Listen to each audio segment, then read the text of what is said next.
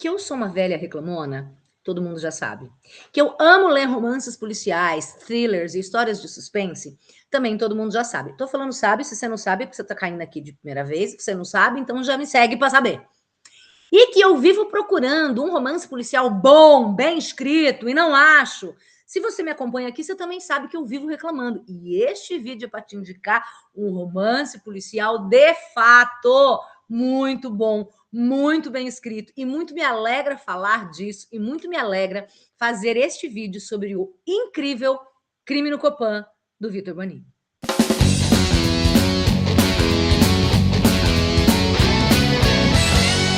Oiê, eu sou a Ju Palermo, você está no canal Fala Pra Camões. Como eu disse na abertura, se você não me segue, por favor, já comece aqui a me seguir, deixa um comentário, deixa um joinha. Eu sei que é um saco a gente ficar mendigando aqui, mas isso ajuda muito, sabe? E aí, eu estou muito feliz com este livro, Crime no Copan, do Victor Bonini, porque, olha, o Victor Bonini é um autor que eu acompanho há bastante tempo. Eu tenho os outros livros dele aqui, que eu já li, vou mostrar, vou falar para vocês. Mas isso aqui está num outro nível. Mas está tão num outro nível, e é tão legal quando você acompanha um autor que está vivo, contemporâneo, e que cresceu demais. Esse livro dele é infinitamente superior aos outros, que eu gostava. Mas eu gostava assim, que legal, esse aqui é, meu Deus, um puta de um trabalho de escritor mesmo, sabe? Como o Victor Bonini cresceu. Bom, estou falando de Crime no Copan, publicado pela Companhia das Letras agora em 2026, inclusive me deu canseira, porque eu queria comprar no site da Companhia das Letras, porque professor tem 40% de desconto, se você não sabe, então sai mais barato do que comprar pela Amazon. Só que eu entrava lá para comprar e ele estava indisponível. Aí eu queria comprar vários outros. Eu estou falando isso em vários vídeos aqui, se você já viu, me perdoe. Mas eu queria comprar vários, e aí esse estava indisponível. Daí, quando esse estava disponível, o outro não estava. Mas, enfim, consegui comprar. Ele tem em torno de 360 páginas e é o primeiro livro do Bonini na Companhia das Letras. Todos esses outros aqui, ele publicava. Os 3 primeiros que eu tenho aqui são da Faro Editorial, esse outro é da Editora Coerência. Ele chegou na... Victor, você chegou lá, né? Ele chegou na Companhia das Letras agora e, de fato, ele chegou lá porque, como eu disse, no seu processo de escrita, Crime no Copan é um salto gigantesco em relação a esses outros livros dele. Sem sombra de dúvidas, é o melhor livro do Victor Bonini. Eu conheci o Victor Bonini pessoalmente porque eu indiquei este livro dele, que é o primeiro dele, se eu não me engano, quando eu trabalhava numa escola em Vinhedo. E o Victor Bonini, apesar de ele ter nascido em São Paulo, ele morou em Vinhedo quando era criança. E aí, eu tinha lido esse livro, olha, eu comprei esse livro em junho de 2016. Li, achei muito legal e resolvi usar esse livro com uma turma de alunos meus. E aí a gente entrou em contato com o Victor para ele ir na feira literária da escola e conversar com os alunos. E ele foi. Eu vou deixar a foto aqui para vocês verem, eu ruiva. Conheci o Victor pessoalmente, ele inclusive autografou o meu livro, está aqui o autógrafo. A querida Juliana, o colega de quarto, que é o nome do livro, te convida a desvendar a verdade por trás desse mistério. Valeu pelo apoio. Beijo grande, Victor Bonini, em maio de 2017. Por que pelo apoio? Porque eu indiquei o livro na escola, todos os alunos compraram, a gente trabalhou com esse livro, e aí ele foi lá, conversou com os alunos e tal, e eu segui acompanhando a carreira dele com outros livros. E aí, assim, claro que eu achei legal, tanto que eu coloquei em sala de aula. É que não era assim, meu Deus, que incrível! Poxa, que livro legal, mistério bem pensado. Para mim, alguns plot twists eu previa, mas os meus alunos talvez não vão prever. Deixa eu mostrar para eles um livro de um autor contemporâneo, relativamente jovem, até para essa coisa que a gente fica às vezes que Machado de Assis, Deus, maravilhoso, mas é longe do aluno, né? Eu estava vendo hoje uma entrevista do Giovanni Martins, que escreveu O Sol na Cabeça, falando que uma das coisas que ele mais gosta é o fato de os alunos lerem os livros dele, os adolescentes, e falarem, caralho, eu também posso escrever, enfim. Eu tenho algumas críticas com relação a isso, eu acho que nem tudo que se escreve deve ser publicado, mas ainda assim é sempre muito legal essa proximidade, né? Então, coloquei para os alunos o colega de quarto do Victor Bonini, depois eu li o Casamento dele, que também é pela Faro Editorial. Esse aqui eu li em novembro de 2017. Daí ele, assim, eu conhecia, né, um autor que eu conhecia, não conheci porque eu conheci pessoalmente, mas conhecia a escrita, conhecia o trabalho, gosto, o que ele lançava eu estava lá comprando para ler, e aí o Quando Ela Desaparecer, que é o terceiro livro que eu tenho, que foi em março de 2019, E o Tortura Branca, que daí é da editora Coerência, que foi em junho de 2021, já depois da pandemia, é uma trama de pandemia e tudo mais. E aí, quando eu vi, parece que ele tem um outro livro que é sobre o edifício Joelma, mas não é só dele, e esse eu não li. Mas todos os outros eu li, gostava de acompanhar o trabalho do Vitor, e aí eu vi que saiu o Crime no Copan, e aí saiu pela Companhia das Letras. Então, teve muito bafafá, teve mais investimento em propaganda, mais gente falando, e eu estava muito afim de ler. E, gente, que gostoso, porque eu fui ler assim, legal, um romance policial, vamos ver. E, cara, não, tudo aqui se fecha. Não há nada nesse livro, nessas quase 360 páginas, que seja à toa. Tudo aquilo que eu reclamo, você que está aqui há um tempo, se não está, te convido a passear e ver os vídeos que eu tenho no canal. Quando eu falo de um romance policial, de uma coisa mal feita, ou uma ponta solta, ou algo que não ficou muito bem explicado, aqui não tem nada disso. E muito me alegra que eu esteja falando de um autor brasileiro, sabe? Que consegue fazer isso aqui. O Vitor é leitor de Agatha Christie, ele fala nas redes sociais dele, que ele gosta muito de Agatha Christie. Esses dias saiu uma notícia, né, que os direitos da Agatha Christie no Brasil passaram para HarperCollins. A LPM tinha alguns direitos de alguns livros, eles faziam em edições de bolso, e aí eles perderam esses direitos, e agora só a HarperCollins vai fazer. E ele estava lá comentando no post, dizendo, poxa vida, mas era legal, porque sai em edição de bolso, que era até mais barato, tem vários títulos que não publicaram mais, será que vão publicar? Enfim, ele gosta de Agatha Christie, a gente percebe essa influência desde o começo, nos livros anteriores também. Mas o cuidado ao escrever isso aqui foi muito sensacional. Vou te contar a sinopse primeiro, e depois eu continuo falando. Não vou dar spoiler nenhum, porque esse livro vale a pena você ler sem nenhum tipo de spoiler. Inclusive, cuidado, porque os booktubers por aqui estão muito doidos. Tem uns booktubers que eu sigo, que eu acompanho, que contam demais sobre o livro. Eu não quero saber demais, eu quero ler, né? Me fala mais ou menos a sinopse básica, se você gostou, se não gostou, mas não precisa me contar o livro que eu vou ler.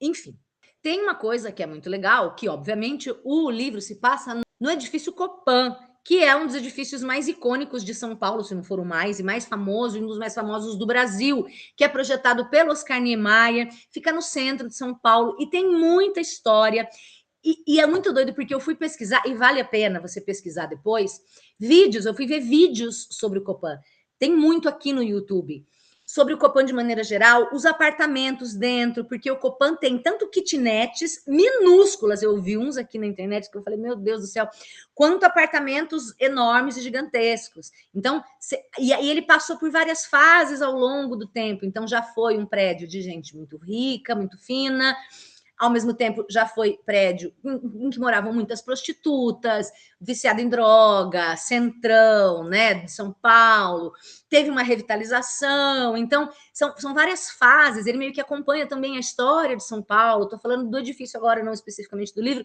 se bem que o livro passa por isso também, então é um edifício muito icônico, que faz parte da história de São Paulo, da história da arquitetura, ele é todo diferente, ele é ondeado, e a arquitetura do Copan é importante para você entender a história. Então, assim, procure vídeos, fotos do Copan, que a gente tem essa. Aliás, a capa é muito legal, não só a escolha de cores, né? Mas a ilustração da capa que você tem aqui, o Copan tem o ondeamento, os brises, eu acho que é brise que fala, que fazem parte dessa característica muito específica da arquitetura do Copan, pensada pelo Niemeyer. Então, a minha dica é, veja vídeos do Copan, veja fotos do Copan, para você, de fato, visualizar essa história e por que a arquitetura faz diferença para a trama. E a sinopse básica é que o Copan está fazendo aniversário. O prédio está fazendo 60 anos, então está tendo uma festa no prédio. E é aniversário também do filho do síndico do Copan. À noite, então à tarde, tem a festa dos 60 anos do edifício, e à noite, no apartamento, lá em cima, no 23º andar, se eu não me engano, tem a festa de aniversário do filho do síndico. Só que nessa noite, nessa festa, esse filho desce, ele tem por volta de 30 anos, ele desce para pegar um negócio lá embaixo e ele vai ser assassinado a tiros. E praticamente na mesma hora, o pai dele, que é o síndico, cai lá de cima e morre também. São crimes, não são crimes? Foi acidente, não foi acidente? Isso está conectado, não está conectado? E aí? E aí a polícia vai investigar E aí a gente sabe que alguma coisa tem, alguma relação deve ter. Será que o cara caiu? Será que o cara se jogou? Quando ele cai, o quarto estava fechado, trancado por dentro, então provavelmente foi suicídio. Mas será que foi suicídio mesmo? E esse filho, que é o Theo, estava lá embaixo. Foi um assalto seguido de morte, mas foi isso mesmo ou não foi? É claro que a gente fica esperando que essa história seja mais do que aparenta. E ela é. E ela vai ser. E tudo faz sentido. Se você me acompanha aqui, você sabe que eu falo. É o famoso quem me conhece sabe. Você sabe que eu falo que eu não me importo quando eu estou lendo um romance policial, eu não quero saber das relações entre os personagens, essa coisa de construção profunda de personagens. Eu quero saber do mistério. É claro que existe uma medida para isso. A gente precisa conhecer os personagens até o ponto em que isso seja importante para o mistério, para a trama que está sendo contada. Eu não quero uma profundidade do personagem que não serve para nada, que não serve para o mistério. E o que acontece aqui é que o Victor encontra essa medida perfeita. Os personagens são desenvolvidos, eu conheço a história deles o suficiente para fazer sentido para a trama, para o plot e para o plot twist, ou as viradas de trama, de um jeito muito legal, porque aí as coisas não saem do nada, mas também não fica rodando muito somente sobre história do personagem, sempre faz sentido. E isso que eu achei muito legal aqui é que tudo se encaixa. Não tem nenhuma ponta solta. Tudo o que acontece aqui, e isso é muito Agatha Christie. Olha, Vitor, leitor de Agatha Christie, aprendeu? O menor detalhe, às vezes insignificante, ele tem uma função na trama. Bingo! Se você já leu, pegou. Tudo, absolutamente tudo, sabe? Um trabalho, eu achei interessante porque eu ouvi um podcast do Vitor Bonini, que é o podcast da Companhia das Letras, né? Na Companhia de Vitor Bonini. Você encontra aqui no YouTube. Em que ele fala, e eu achei até engraçado, ele fala que esse foi o primeiro livro dele que ele sentou para fazer um planejamento antes de escrever. Eu falei, porra, Vitor, mas óbvio, porra, mas faça sempre. É por isso que esse livro é infinitamente superior a todos os outros, que os outros ele meio que sentava e ia escrevendo. Não dá, é óbvio que num romance bom, policial, você precisa planejar a trama. A Agatha Christie, inclusive, escrevia ao contrário, né? Ela primeiro chegava no fim do que ela queria falar e depois ia voltando e montando. Eu penso um dia em talvez escrever um romance policial e com certeza o meu processo seria esse. Primeiro eu vou pensar na resolução do mistério, depois eu vou voltando para espalhar as pistas. É como fazer uma caça ao tesouro. Eu adoro montar caça ao tesouro. Quando viajava com amigos, sempre fazia uma caça ao tesouro em algum momento da viagem. Já fiz caça ao tesouro para o Ariel aqui, de aniversário de namoro, né? E é sempre, eu começo do fim. Então, onde eu vou esconder o tesouro? Tá, vai estar aqui. Então, qual é a pista que leva ao tesouro? Vai ser essa, beleza. Aí, sei lá, o tesouro vai estar no sofá.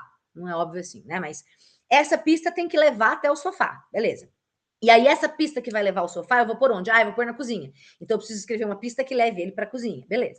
Aí, essa pista que vai levar para a cozinha vai estar onde? Eu vou pôr atrás da privada. Então, agora eu tenho que escrever uma pista que leve... E assim por diante, a gente monta de trás para frente. Assim como eu imagino que deve ser a montagem de um romance policial. Pelo menos seria a técnica que eu usaria. Quem sabe, talvez um dia usarei para escrever o meu. Então, me surpreendeu um pouco o Vitor dizendo que esse foi o primeiro livro que ele fez, um planejamento. Vitor, continue fazendo, tá? Porque deu muito certo, ficou muito bom, e eu imagino que o caminho seja esse, não sentar e sair escrevendo, psicografando, para de ser louca. Outra coisa é que neste livro, que é o primeiro livro dele, pela Companhia das Letras, e que é o melhor de todos, ele finalmente largou, finalmente não é assim também, mas enfim, ele largou o detetive Conrado Bardelli, que aparece nos outros livros dele. Tá aí, Vitor, leitor de Agatha, é o Poirot dele, né? Ok, vamos escrever uma série de livros, não uma série, mas enfim, usando o mesmo personagem. E aí, nesse aqui, a gente não tem o Conrado Bardelli. E ele, não que eu não goste do Bardelli, mas esse livro é tão melhor que os outros, que eu acho, Vitor, que rolou. Talvez agora que você adquiriu essa expertise, escrever um livro tão incrível, você possa até trazer o Bardelli para outros, para desenvolver o personagem, o seu Poirot, enfim, né? Mas esse não tem o detetive e ele é bem mais legal. Eu me lembro que quando eu vi na Amazon esse livro, isso é doido, né? Tinha lá uma pequena sinopse, né? Que vai contar, então, a gente tem o aniversário de 60 anos do Copan, a festa, o síndico que cai, se joga, o filho que é assassinado ali na rua, e aí a gente vai acompanhar as investigações, os moradores, diferentes moradores desse prédio e que tem uma relação entre eles e que são, portanto, suspeitos, todos estavam na festa, bababá. Aqui ele vai ter essa coisa da narrativa que vai e vem, focos narrativos diferentes, diferentes narradores contando a história, que é uma estratégia muito usada em romances policiais, em thrillers principalmente, né? Dona Agatha não fazia tanto isso. A gente tem, de maneira geral, um único narrador. Geralmente o Hastings contando a história do Poirot, enfim, mas não tem esse muita diferenciação de vozes, mas é uma estratégia bastante comum nos romances mais contemporâneos, policiais e thrillers, enfim. Então a gente tem aqui várias vozes, focos narrativos diferentes, uma linha do tempo que vai e volta. E para entender esse caso, a gente vai voltar para a década de 70. Então a história se passa agora no presente, em alguns momentos a gente volta para a década de 70, porque há personagens que estão envolvidos aqui, que moraram, que já estavam no Copan nessa época. Então é muito legal, porque a gente tem uma recriação histórica, de novo, nada sobrando, nada mais para encher linguiça, mas necessária para eu entender o contexto, entender a trama, entender esses personagens, a relação entre eles e a relação com os crimes, se é que são crimes, ou enfim, o que sejam. Passa por isso que eu falei, essa história do Copan de São Paulo, nos anos 70 e hoje, muito bem feito, de uma maneira muito bem feita. Mas, quando eu li, na sinopse que está na Amazon, não está, essa sinopse não está aqui no texto de quarta capa, e também não está aqui no texto de orelha. Mas lá na sinopse da Amazon tinha, né? Então, a festa no Copan, o homem cai, o outro morre, as pessoas vão investigar, 2 idosas desaparecem do prédio. E eu lembro que quando eu li isso, o livro ainda não estava disponível, ele estava em pré-venda, né? Então ainda ia demorar um pouquinho, eu comecei a pensar, eu lembro que eu pensei e falei, como eu faria esse sumiço de 2 idosas? O que é que isso representaria? E eu pensei numa trama muito Agatha Christiana, né? Digamos assim, 2 idosas, como que eu sumiria com 2 idosas? Aí eu pensei e falei assim, cara, eu acho que eu faria tal e tal coisa. Porque assim, Agatha Christie, e por que você está falando de Agatha Christie tanto? Porque é isso, claramente Agatha Christie é uma super referência para o Bonini. Ele é um leitor de Agatha Christie. E ele com certeza aprendeu muita coisa com ela, né? Um discípulo, digamos assim. E eu, que sou a doida da Agatha Christie, eu fiquei pensando, a gente tem algumas estratégias que a Agatha Christie utiliza. Quando você já leu, como eu, mais de 40 livros dela, você sabe que algumas... Não chega a ser uma formulinha como Frida McFadden, não, é muito superior a isso. Mas tem algumas coisas que se repetem em alguns romances que você fala, pode ser isso. Então, a gente tem essa coisa do fulano não é quem diz ser... Pode ser isso aqui, a gente presta atenção em roupas, a gente presta atenção a traços de rosto, cor de olho, cabelo, uma coisa que a pessoa diz que parece não ter importância, mas que é meio sem sentido. Cara, isso aqui vai ter que ser explicado em algum momento. E é aí que muitos autores pecam, contemporâneos, de colocar esse tipo de coisa e não ser nada e não explicar. E aqui tudo vai ser explicado e fazer sentido. E quando eu li essa história das 2 senhoras que sumiam, eu fiquei pensando, falei, como seria uma coisa Agatha Christiana para isso? Uma solução Agatha Christiana? Ah, dá para ser tal coisa. E não é que era. E não é que era. Eu achei sensacional. Então, assim, eu não sei se eu quero falar mais sobre isso. Eu só quero dizer, se você gosta das minhas resenhas, se você confia no trabalho que eu faço aqui, se você confia nas minhas opiniões, você vai ler hoje Crime no Copan.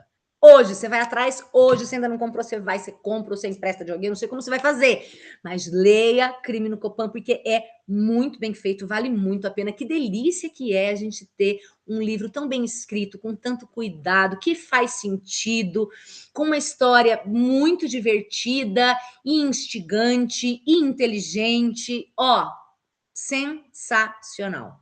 Veja fotos do Copan, veja vídeos do Copan.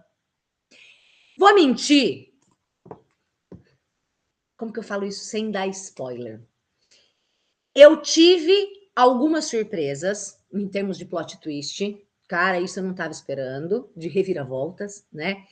Outras eu previ, eu antecipei, mas daí é isso, né? Eu sou a demônia da Agatha Christie. Então tem coisas que ficaram claras para mim um pouco antes do que eu acho que o Victor queria que ficasse. É meio isso. O autor, eu já falei isso aqui em outros vídeos quando eu falo de romance policial. O autor de policiais ou thrillers, ele quer que você descubra uma coisa aqui, por exemplo, no livro, sei lá, a página de 0 a 100 páginas, na página 87 eu quero que você descubra, né? Mas, para não ser uma coisa Deus ex machina, uma solução que sai do nada, eu tenho que semear algumas pistas antes disso, para que quando você descubra aqui no 87, isso faça sentido, mas essas pistas semeadas não podem ser óbvias para fazer você descobrir o bagulho antes da hora que ele quer que você descubra, porque senão fica sem graça. Esse 87 aqui é meramente ilustrativo, tá? Mas, assim, eu antecipei, nesse sentido que eu falo antecipei, eu entendi algumas coisas das reviravoltas antes do momento em que elas vão ser explicadas no livro, mas isso não é assim, tipo, eu sabia tudo. Não, muitas coisas me surpreenderam, algumas eu antecipei, porque eu sou demônia criada na escola Agatha Christie de mistérios policiais, mas ainda assim é tão bem feito. E são vários plot twists, você consegue até antecipar alguns, mas não todos. E também ele tem essa medida certa entre ser um livro de suspense, mas ele faz uma medida tão bem feita na caracterização dos personagens que você se interessa pela história de modo geral. Todo mundo aqui é importante, todo mundo tem uma função na trama muito, muito legal. Então, assim, em termos de surpresas, de plot twists, de reviravoltas, enfim, também achei muito bom, vale muito a pena. Fui completamente surpreendida, não, mas muito mais do que tinha sido nesses outros. Então, assim, Vitor, parabéns por estar na companhia, parabéns por Crime no Copan. E você que não leu, vá ler. E agora, Vitor, você não pode baixar o nível, porque é daqui para mais.